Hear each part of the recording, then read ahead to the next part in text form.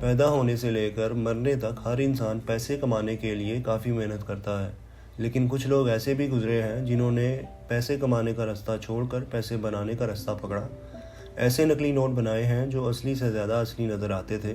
किसी भी मुल्क की करेंसी का नोट एक मास्टरपीस होता है। उस करेंसी नोट पर उस मुल्क की इकॉनमी डायरेक्टली डिपेंड करती है। मतलब नोट को क्रैक कर लिया तो गेम ओवर। इसको कई कंट्रीज़ ने वॉर के टाइम पर एज अ वेपन यूज़ किया। जैसे नाजी जर्मनी ने वर्ल्ड वॉर 2 में ब्रिटिश के ख़िलाफ़ इस्तेमाल किया, ब्रिटिश ने अमेरिका के ख़िलाफ़ इस्तेमाल किया, और नॉर्थ कोरिया ने तो 1980s में डॉलर को इतना बेहतर कॉपी किया कि सुपर डॉलर बना दिया। और ये एक्चुअल डॉलर बिल से बेहतर डिज़ाइन था, और उनकी मशीन्स तक इस नोट को पकड़ नहीं पा रही थी, और एक टाइम पर वो हेल्पलेस हो गए थे। इस इशू को ओवरकम करने के लिए उन्होंने $100 के बिल को 2013 में रीडिज़ाइन किया और नए सिक्योरिटी फीचर्स इंट्रोड्यूस करवाए। किसी भी करेंसी नोट को कॉपी करना बहुत आसान लगता है। नोट को प्रिंटर में डालो और छापो, सोचना क्या है, लेकिन कॉम्प्लेक्स है बहुत। फर्स्टली तो US डॉलर पेपर नहीं कपड़ा है। बहुत लोग इसे पेपर समझते हैं, लेकिन ये 25% कॉटन है और 75% लिनन है। इसीलिए जब नोट गलती से आपकी जेब में रहकर धुल जाता है तो ख़राब नहीं होता, बल्कि बाकी कपड़ों की तरह धुल जाता है। और अगर कोई और रेगुलर पेपर रहता है तो वो पानी में ऑलमोस्ट डिज़ोल्व हो जाता है। फर्स्टली तो एग्जैक्ट करेंसी पेपर को कोई भी आदमी ख़रीद नहीं सकता। फिर इसमें इतने हाईटेक फीचर्स हैं कि आप उनको डुप्लीकेट नहीं कर सकते। पहले तो इसमें मैग्नेटिक इंक का इस्तेमाल किया जाता है, मतलब एक मकनातीस से नोट चिपकता है।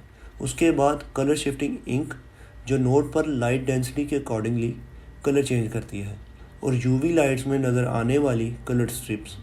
फिर red and blue coloured threads जो नोट में पाए जाते हैं। नोट में वाटरमार्क्स पाए जाते हैं जो रेप्लिकेट करना मुश्किल है, और केमिकल कॉम्पोजिशन ऐसी है कि मार्कर से लाइन खींचो तो असली नोट पर येलो लाइन आती है और नकली नोट पर ब्राउन। तो पता करने के लिए कि असली है या नकली, बस एक लाइन खींचनी होती है। नोट पर सीरियल नंबर का फ़ॉन्ट यूज़ करना भी फॉरबिडन है।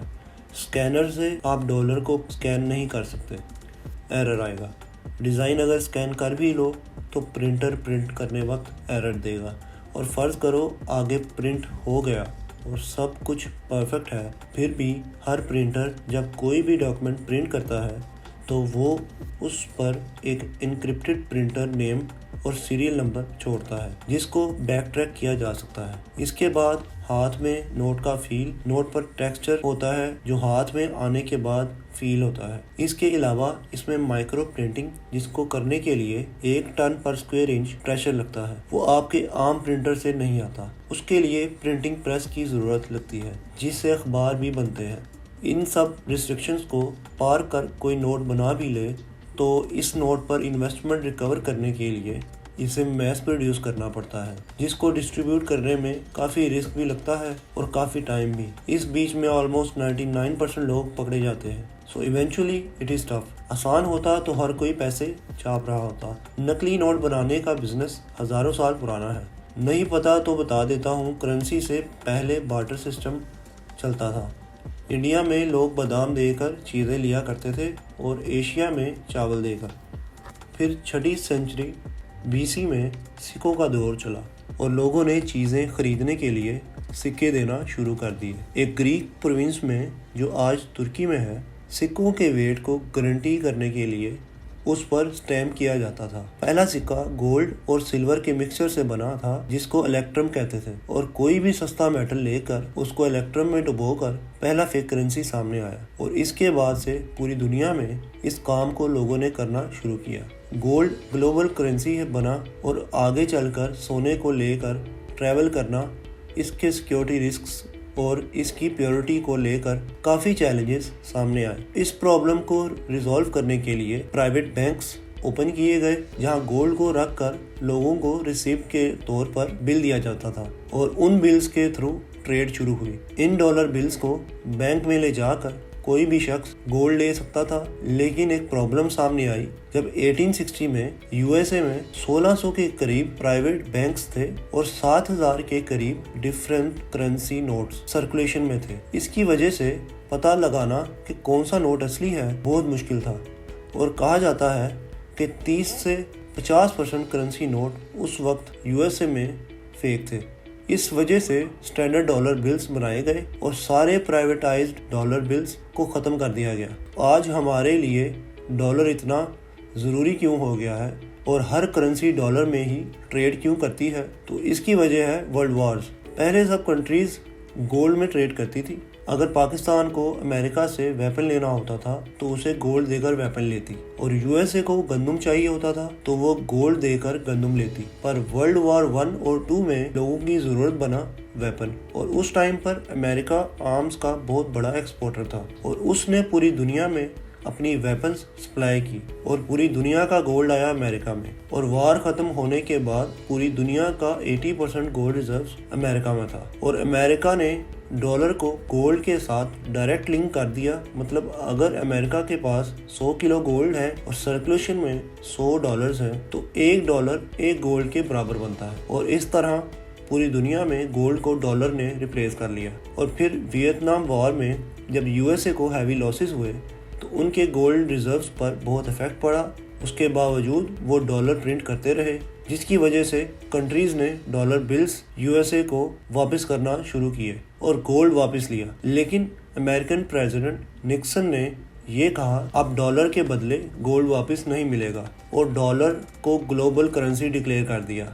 और फिर 60s के दौर में यूएसए को डॉलर को और पावरफुल करने का मौका मिला जब सऊदी अरेबिया में वर्ल्ड के लार्जेस्ट ऑयल रिजर्व्स मिले और सऊदी अरेबिया ऑयल का बिगेस्ट एक्सपोर्टर बना। पर इनको ये डर था कि कोई फॉरेन पावर इनको आराम से इन्वेड कर सकती है क्योंकि इनकी मिलिट्री इतनी स्ट्रांग नहीं थी और इस मौके का फ़ायदा उठाया यूएसए ने। उन्होंने सऊदी अरेबिया को वेपन सप्लाई की और सिक्योरिटी प्रोवाइड की क्योंकि यूएसए मिलिट्री सबसे ज़्यादा एडवांस थी और इसके बदले में सऊदी अरेबिया ने ऑयल को डॉलर में बेचना शुरू किया। मतलब दुनिया में अगर किसी को भी ऑयल चाहिए तो उसको डॉलर्स चाहिए और अगर डॉलर्स चाहिए तो यूएसए चाहिए। तो यूएसए हर कंट्री की अल्टीमेट नीड बन गया और डॉलर को एक बूस्ट मिला। Oil wells and shit. Close to $1 million. Her country की ऑयल बेसिक नीड है तो हर कंट्री को डॉलर रिजर्व्स का एक लार्ज अमाउंट अपने पास रखना ज़रूरी हो गया और सब कंट्रीज़ ने डॉलर्स में ट्रेड करना शुरू किया। जब डॉलर सबकी ज़रूरत बना तो इसमें ज़्यादा नुकसान हुआ जो यूएसए के खिलाफ थे। उनमें सबसे आगे था नॉर्थ कोरिया। नॉर्थ कोरिया ने अपनी कंट्री के बेस्ट लोगों को लगाया और सुपर डॉलर बनाया। सेम प्रिंटिंग प्रेस जो डॉलर बनाता है उसको जापान से इंपोर्ट किया।